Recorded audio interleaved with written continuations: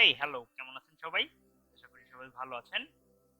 আজকে আমরা দেখব কিভাবে অ্যাম্পস এ একটি ডোমেইন তৈরি করতে পারি ও ওয়ার্ডপ্রেস ইনস্টল করতে পারি।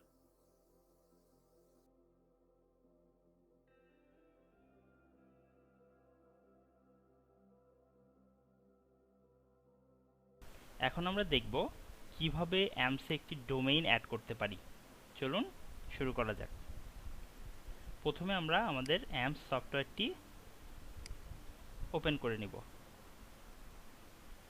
ওকে, আপনারা দেখতে পাচ্ছেন ডান দিকে আমাদের অ্যাম্পস সফটওয়্যারটি ওপেন হয়েছে এবং এখানে আমরা দেখতে পাচ্ছি অ্যাপাচি, পিএসপি এন্ড মাইএসকিউএল তিনটাই রানিং অবস্থায় আছে। এরপরে আমরা একটি ব্রাউজারে যাব এবং অ্যাড্রেস বারে লিখব লোকালহোস্ট /AMPPS লিখে এন্টার প্রেস করব। এটা হচ্ছে আমাদের অ্যাম্পস এর সি প্যানেল। এবার এখানে আপনারা দেখতে পাচ্ছেন কনফিগারের মধ্যে এখানে একটি অপশন যেখানে লেখা আছে অ্যাড ডোমেইন, অর্থাৎ আপনি যদি একটি ডোমেইন অ্যাড করতে চান তাহলে অ্যাড ডোমেইনে ক্লিক করবেন। এখানে আপনি অ্যাড ডোমেইনের প্যানেলটি দেখতে পাচ্ছেন। এখানে লেখা আছে is domain add on or part, check for add on and unchecked for part. আমরা এখানে আমাদের ডোমেইনের নামটি দিব। ধরুন আমরা আমাদের যে নতুন ডোমেইনটি এখানে ইনস্টল করব এর নাম হচ্ছে abcd.com।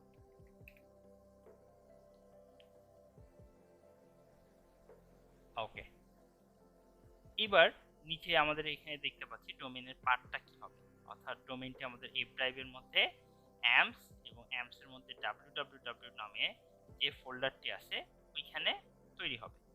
আমরা যদি এই ফোল্ডারটি একটু দেখে আসি, আমরা এখানে দেখতে পাবো আমাদের এফ ড্রাইভের মধ্যে অ্যাম্পস এবং এর মধ্যে www নামে যে ফোল্ডারটি আছে এখানে ক্রিয়েট হবে। আমরা এখানে দেখতে পাচ্ছি এখানে তিনটি ফোল্ডার আছে, একটা helphouse.com, একটা ইরো আর একটা CGI bin ফাইল। আমরা যখন এখান থেকে অ্যাড ডোমেইনে ক্লিক করব,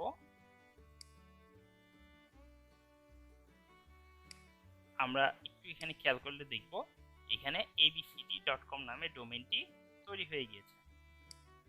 আমরা যদি গো টু ডোমেইন ম্যানেজে যাই, আমরা আমাদের নতুন তৈরিকৃত ডোমেইনটি দেখতে পাবো। এবার চলুন আমরা দেখি এই ডোমেইনটির মধ্যে আমরা কিভাবে ওয়ার্ডপ্রেস ইনস্টল করব। আমরা প্রথমে আবার সি প্যানেলে ফিরে যাচ্ছি। ওয়ার্ডপ্রেস ইনস্টল করার জন্য আমরা বাম দিকে ব্লগের মধ্যে প্রথমে যেটি দেখতে পাচ্ছি এটা হচ্ছে ওয়ার্ডপ্রেস। আমরা এই ওয়ার্ডপ্রেসটিতে ক্লিক করব। আপনাদেরকে এরকম একটি ইন্টারফেসে নিয়ে যাবে। যারা এর পূর্বে সি প্যানেল ব্যবহার করেছেন তাদের কাছে এই ইন্টারফেসটি খুবই পরিচিত। যারা সি প্যানেল ব্যবহার করেন নাই তাদের কাছে নতুন লাগতে পারে। এটি হচ্ছে আমাদের ওয়ার্ডপ্রেসের 5.7.2 ভার্সন এবং এই ওয়ার্ডপ্রেসটি আমরা আমাদের নতুন তৈরিকৃত ডোমেইনে ইনস্টল করব। চলুন আমরা ইনস্টলেশনটি শুরু করি। আমরা এখানে দেখতে পাচ্ছি install now and my apps. আমরা এখান থেকে ইনস্টল নাও এ ক্লিক করব। পরবর্তীতে আমাদের এইরকম একটি ইন্টারফেসে নিয়ে যাবে। আমরা প্রথমেই যেটা দেখতে পাচ্ছি আমাদের ওয়ার্ডপ্রেসের ভার্সনটি 5.7.2। তারপরে দেখতে পাচ্ছি চুজ ইনস্টলেশন ইউআরএল। এখানে আপনারা http রাখবেন। তারপরে এখানে আমরা দেখতে পাচ্ছি আমাদের ডোমেইন। এখানে ক্লিক করলে আমাদের নতুন যে ডোমেইনটি তৈরি করা হয়েছে abcd.com, এই ডোমেইনটি আমরা সিলেক্ট করে দিলাম। অর্থাৎ আপনি যে ডোমেইনে আপনার ওয়ার্ডপ্রেসটি ইনস্টল করবেন ওই ডোমেইনটি এখান থেকে সিলেক্ট করে দিতে হবে। এরপরে এই ডোমেইনের মধ্যে আপনি কোনো ডিরেক্টরি তৈরি করতে চান কিনা আপনার ওয়ার্ডপ্রেসের জন্য এবং ওই ডিরেক্টরির নাম কি হবে আপনি এখানে চাইলে নামটি দিয়ে দিতে পারেন।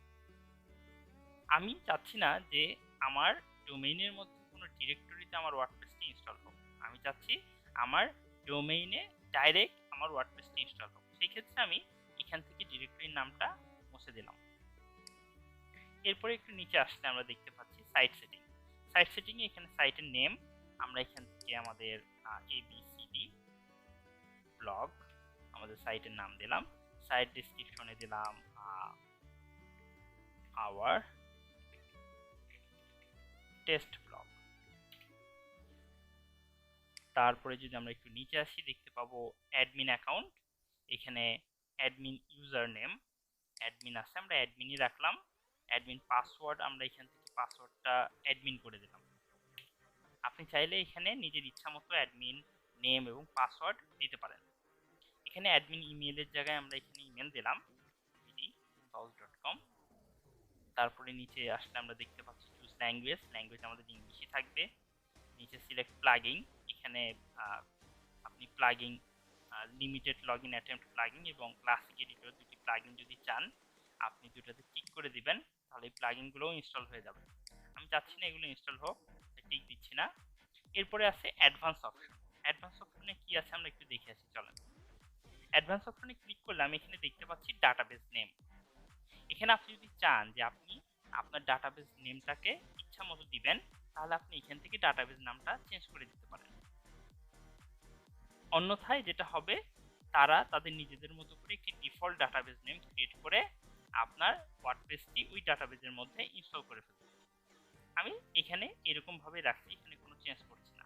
নিচে আসলাম, নিচে আসার পর দেখতে পাচ্ছি যে এখানে ইমেল ইনস্টলেশন ডিটেল টু, আমি এখানে একটি ইমেলটা দিয়ে দিলাম।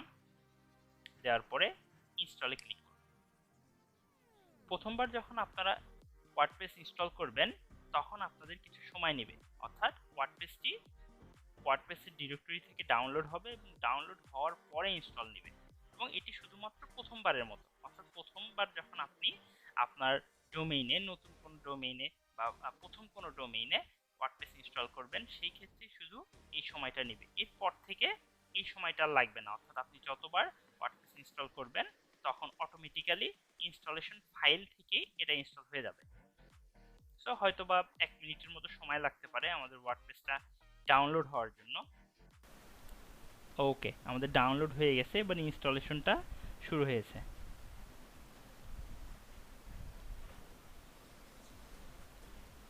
এখানে আমাদেরকে একটি নোট দিয়েছে, বলতেছে this may take 3 or 4 minutes, please do not leave this page until the progress bar reach 100%। Okay, so এটা আমাদের 100% হবে। আমরা একটু অপেক্ষা করি। আপনারা যখন সি প্যানেল ব্যবহার করবেন, সি প্যানেলে ওয়ার্ডপ্রেস ঠিক এইভাবেই ইনস্টল করতে হয়। ওকে, আমাদের ইনস্টলেশন প্রক্রিয়াটি শেষ হয়েছে। সো আমরা এখানে দেখতে পাচ্ছি যে congratulation, the software was install successfully, এবং তারা এখানে আমাদের বলে দিচ্ছে যে আমাদের ওয়েবসাইটের লিঙ্ক এবং আমাদের অ্যাডমিনিস্ট্রেটিভ ইউআরএল, অর্থাৎ যেটা দিয়ে আমরা আমাদের ওয়েবসাইটে অ্যাডমিন প্যানেলে লগ ইন করবো, এটার লিঙ্ক এখানে দিয়ে দিয়েছে।